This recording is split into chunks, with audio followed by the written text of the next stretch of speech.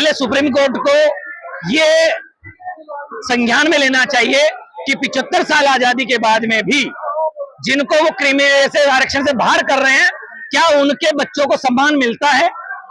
क्या आज भी एससी का आईपीएस अधिकारी बनने के बाद उसको प्रशासन से साथ लेकर जब घोड़ी पे बैठना पड़ता है? उदाहरण आपको राजस्थान, गुजरात देखने को मिल सकता है।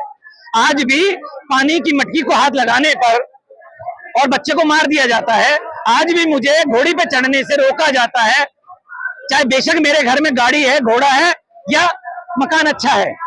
तो पहले सुप्रीम कोर्ट को वहां आना चाहिए कि क्या हमारी सामाजिक स्थिति वहां आई जिससे सम्मान में हमें समाज में बराबरी मिले? क्या आज भी एससी कम्युनिटी को जनरल सीट पे टिकट देती है क्या ये सरकारें? तो सुप्रीम कोर्ट को यहां सोचना चाहिए कि हमारी स्थिति कहां है। हाँ, दूसरी बात यह है कि जो कोटे में कोटा कर रहे हैं या जो वर्गीकरण कर रहे हैं, ये पूर्ण रूप से गलत है, असंवैधानिक है। हाँ, मैं इसका एक सॉल्यूशन नरेंद्र मोदी तक पहुंचाना चाह रहा हूं, सुप्रीम कोर्ट तक भी पहुंचाना चाह रहा हूं, अगर वो ध्यान दे तो। अब तो कोटा सबको मिल रहा है, आरक्षण ईडब्ल्यूएस के माध्यम से, ओबीसी के माध्यम से, मतलब एससी एसटी सबको मिल रहा है ना।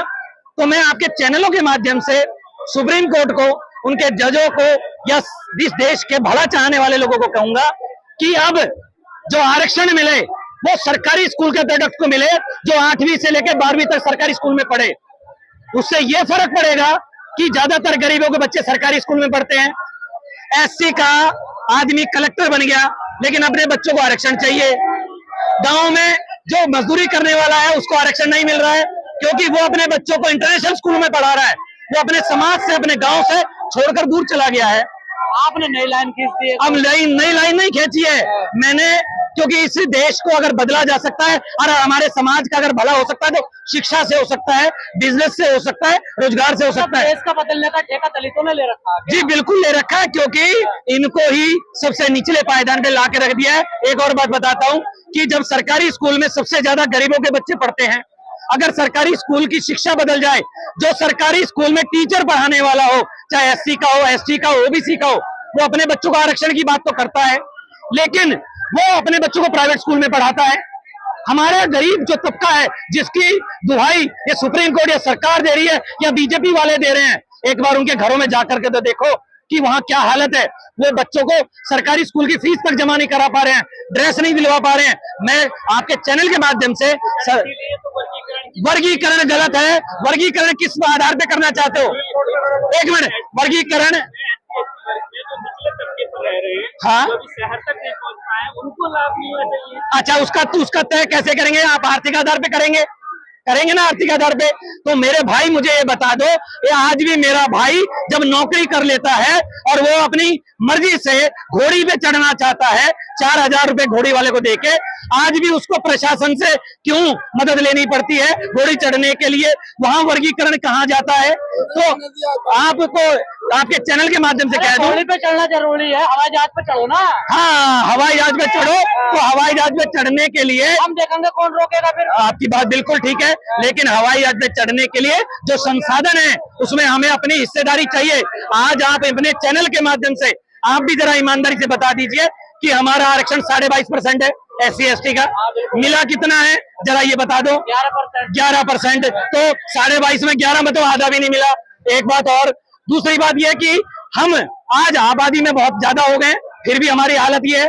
अब आइए, इस पूरे देश के अंदर सरकारी बैकलॉग 33 लाख भर्तियां खाली पड़ी हैं, पहले उनको भरने का काम करते हैं, उसके बाद में सोचते हैं कि आर्थिक आधार पे क्या फर्क पड़ता है। हाँ, मैं कहीं हद तक मेरे दिल में भी ये बात है कि मेरे गांव में बैठा जो निचले पायदान में भाई बैठा है उसके बच्चों को भी आरक्षण का फायदा मिले, लेकिन फायदा तभी मिलेगा जब वो परीक्षा देने के काबिल होगा, वो कंपटीशन में बैठने के लायक होगा। आज वर्गीकरण करके इस आरक्षण को खत्म कर रहे हैं। क्यों? मैं आपको यहाँ याद दिलाता हूँ कि जब लाल बहादुर शास्त्री प्रधानमंत्री थे उस समय एक विधेयक पास किया गया कांग्रेस के द्वारा, और वो क्या था कि अगर किसी सरकारी नौकरियों में, किसी सरकारी नौकरी के अंदर अगर कोई रिजर्व कैटेगरी का आदमी नहीं है तो 3 साल बाद वो भर्ती अपने आप जनरल में चली जाएगी। तो क्या करते हैं जितने बड़े अधिकारी हैं, जब वैकेंसी निकलती है 10 लोग, 15 लोग, 20 लोग, 100 लोगों की, तो वो क्या करते हैं फाइल में लगाते हैं नॉट अवेलेबल। एक साल, दूसरे साल नॉट अवेलेबल, तीसरे साल not available, available but not capable, ये लगा के 3 कागज ऐसे लगाएंगे एक एक साल के, और चौथी साल कहेंगे शर्मा जी तुम्हारा बेटा भतीजा कहाँ है, कुछ पढ़ा लिखा है क्या, अरे यार चाय पानी पिला देना, नौकरी खाली पड़ी है। और धीरे धीरे मेरे समाज की रिजर्व कैटेगरी की भर्तियां सारी की सारी उन नॉन रिजर्व कैटेगरी को, उन जनरल कास्ट के लोगों को चली गई, और हमारा समाज चुपचाप हाथ पे हाथ रखकर बैठा है, कांवड़ ढोरा है, और हमारे 131 सांसद मुंह में गोबर जमाकर रीढ़, बिना रीढ़ की हड्डी के वो लोग वहां संसद में मजे काट रहे हैं। गोबर दही दही होता तो अलग ही बात थी, हमारा तो समाज का गोबर खा के चले गए, और हमारा समाज आज उन्हीं को जिता रहा है। मैं कहता हूं कि अब 5 किलो राशन, फ्री महिलाओं की टिकट, फ्री बिजली के चक्कर में मत पड़ो, इस देश के संसाधनों में भी तुम्हारी उतनी हिस्सेदारी है, और वो मांगोगे तब मिलेगी, उसके लिए लड़ोगे तब मिलेगी। अपने आने वाली पीढ़ी के अगर संवैधानिक अधिकारों को बचाना चाहते हो, अगर संविधान को बचाना चाहते हो, और अपने बच्चों को गुलामी से बचाना चाहते हो, तो एकजुट हो जाइए। आज भी हमें उस 2 अप्रैल 2018 की याद आती है जब हमने 13 भाइयों को खोया था, लेकिन वो पहला ही ऐसा आंदोलन था जिसके कारण मोदी सरकार को वापस बैकफुट पे आने के आकर झुकना पड़ा था। आज दोबारा से 21 अगस्त आ रहा है। मेरे भाइयों, मेरे देशवासियों, इस शोषित वर्ग के समाज के लोगों, आज आपसे निवेदन है कि आप तैयार रहिए। मैं कहता हूं इस फैसले से एक समाज खुश भी हो रहा है, बड़ा तबका। मैं बताता हूं कौन सा समाज खुश हो रहा है, कौन सा समाज खुश हो रहा है, मैं आपसे जानना चाह रहा हूं। कौन सा जिन लोगों ने याचिका लगाई है, मैं आपसे कहता हूं कि वो लोग क्या कहते हैं, बहकाते आ रहे हैं। वाल्मीकि समाज में जाएंगे कि तुम्हारा आरक्षण तो बैरवा खा गए, तुम्हारा आरक्षण तो जाटव खा गए, तुम्हारा आरक्षण तो बड़ाई खा गए। अरे मेरे वाल्मीकि भाइयों, मेरे भोले भाले समाज के लोगों, जब तुम्हारा बच्चा पढ़ेगा, अगर कंपटीशन फाइट करेगा, तो उसको कोई जाटव, कोई बैरवा, कोई बलाई का बच्चा नहीं रोक सकता।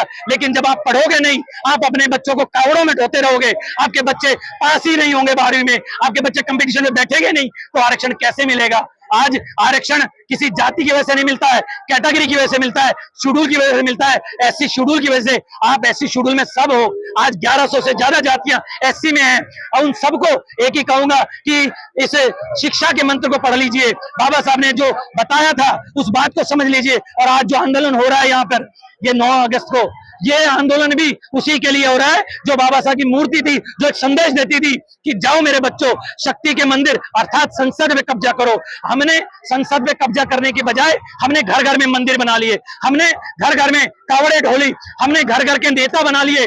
हमने जिस नेता ने पैसा दिया, जिस नेता ने दारू दी, जिस ने कपड़े दिए, जिसने नौकरी में ट्रांसफर कर दिया, हमने उसके गीत गा लिए और उसको बना दिया। आज हमारा पिछड़ापन, हमारे उसके लिए हम खुद जिम्मेदार हैं, क्योंकि मेरा समाज वोट की कीमत को नहीं समझ पाया है।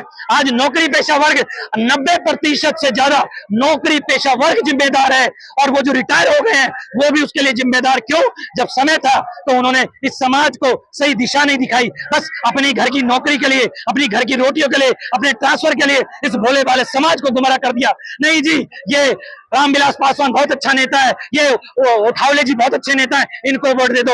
और मेरा समाज ऐसे गूंगे बहरे, ऐसे गोबर खाने सांसदों को जिताता है, और हमारा संविधान खत्म होता गया, हमारे अधिकार खत्म हो गए। तो मेरे समाज को समझना पड़ेगा, हमें एकजुट होना पड़ेगा। दूसरा एक निवेदन है, 21 अगस्त को आंदोलन बड़ा होगा, आपको इस आंदोलन के माध्यम से ध्यान रखना है, क्योंकि हमने अप्रैल के आंदोलन में 13 भाइयों को खोया था। इस बार हो सकता है हमें और ज्यादा भाइयों को खोना पड़े।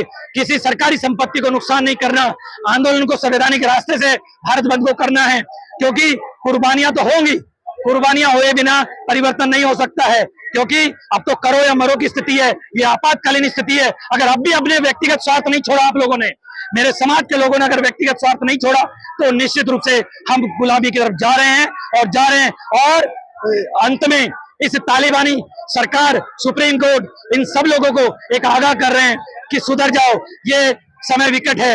अगर आप लोग नहीं समझे और इस तालिबानी आदेशों को नहीं रोका, तो निश्चित रूप से ये देश गृह युद्ध की तरफ जा रहा है, और इस देश के निश्चित रूप से टुकड़े होंगे, और इसके जिम्मेदार आज जो सत्ता में बैठे हैं वो लोग होंगे, या जो फैसला ले रहे हैं वो लोग होंगे। बहुत बहुत धन्यवाद।